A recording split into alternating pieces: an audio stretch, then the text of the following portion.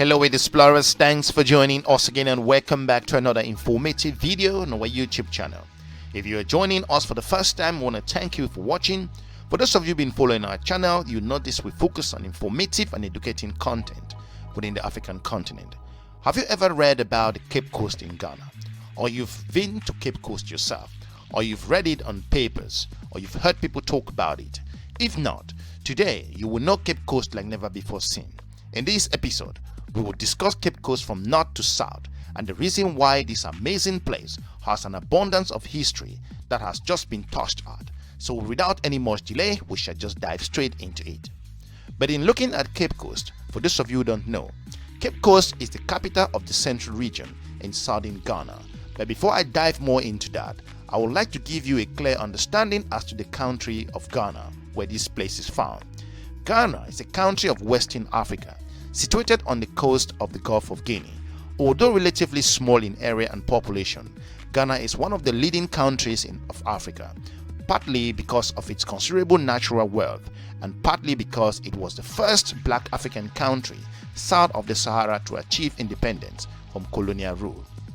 Moving forward, in addition to being known for its lush forest, diverse animal life, and miles of sandy beaches along a pictured coast, Ghana is also celebrated for its rich history, its habitation possibly dating back to over 10 BCE, and as a fascinating repository of the African heritage and culture.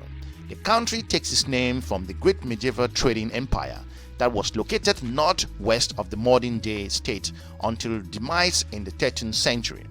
Direct sea trade with Europe, established in the 15th century, had much impact on the area's inhabitants, many of whom actively traded with Portuguese, Dutch, British, and also other Europeans. Forts and castles, many of which still dot the Ghanaian coast today, were constructed by Europeans to protect their trade interest.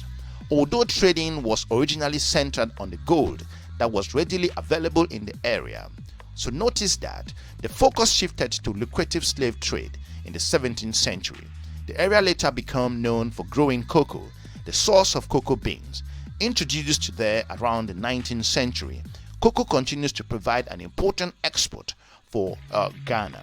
Ghana is a transformative African country that has attracted huge businesses from around the world that are currently investing, and also lots of African American and also Africans across the diaspora moving there for business and other trade. If you are new to our channel, we will encourage you to subscribe and share our videos to your different network. Now let's move back to our main focus of today, which is the Cape Coast in Ghana. In looking at this place, for those of you who don't know, Cape Coast town is the center of the seaboard of Ghana. It lies on a low promontory jutting into the Gulf of Guinea of the Atlantic Ocean at about 75 miles, just over 120 kilometers south of the Ghanaian capital of Accra. In the 15th century, the Portuguese established a post on the site, and in the 16th century, the British arrived. The town, which is one of the country's oldest, grew up around Cape Coast Castle, built by the Swedish in 1655 and taken over by the British in 1663.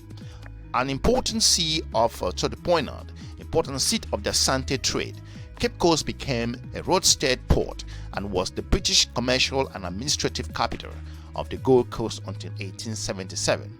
When Accra became the capital, Cape Coast began to decline in the early 1900s when the railroads were built for Sekodi and Accra inland to Kumasi.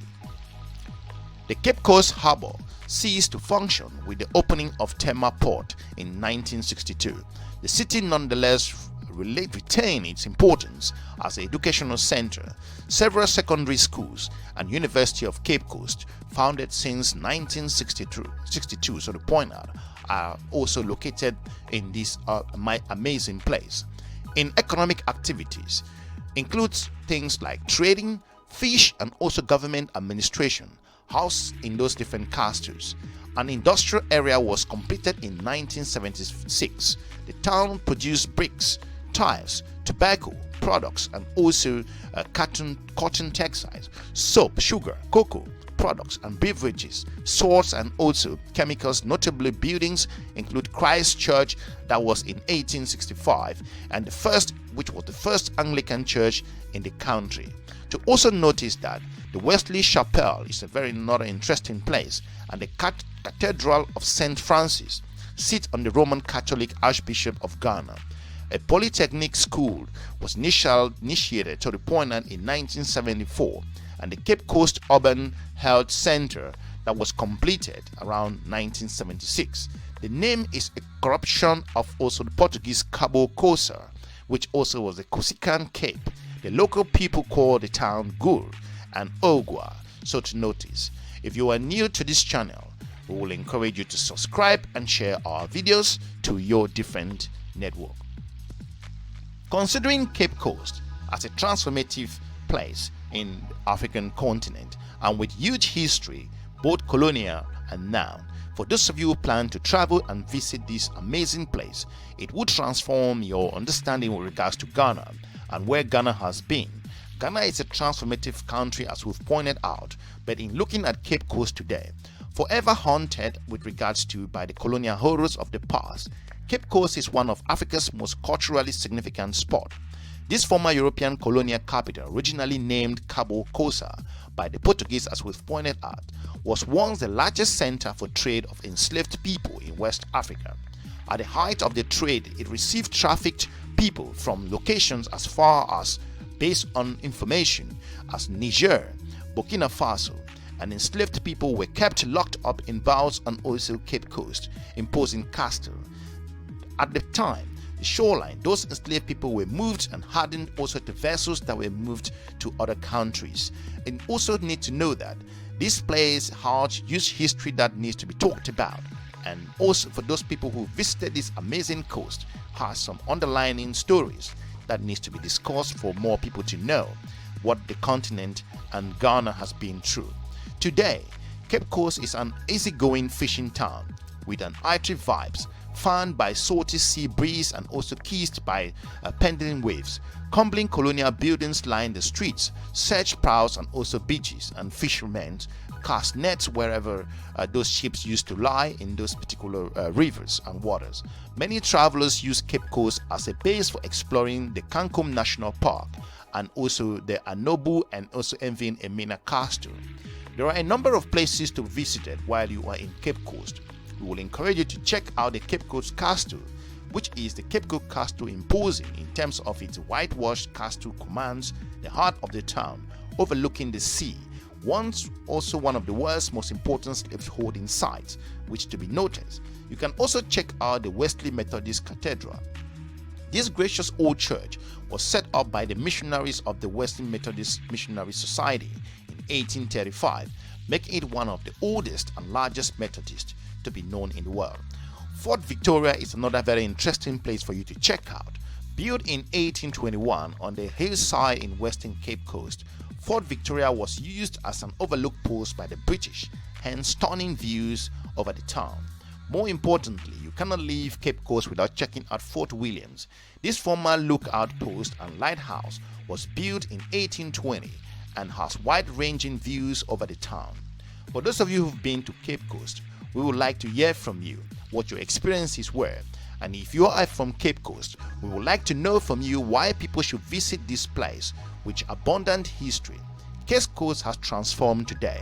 It's not what it used to be in those colonial days. However, the history transcends the African continent. It tells where Ghana has been and where the country is today. For those of you who don't know, this amazing place has a combination of a lot of particular things and cultural transformation that also embeds in Ghanaian history, and we are looking to see how Cape Coast will continue to attract people, and the history that makes this place different should continue to be laying down. I want to thank you for watching. This is all what we got with regards to Cape Coast. If you are new to EDUSPLORER, we'll encourage you to watch some of our other videos on our YouTube channel. And for those of you joining us for the first time, we would like you to subscribe and share this video to your different network. I want to thank you for watching. We're looking forward to meeting you in our next episode. So have a good day. Bye-bye.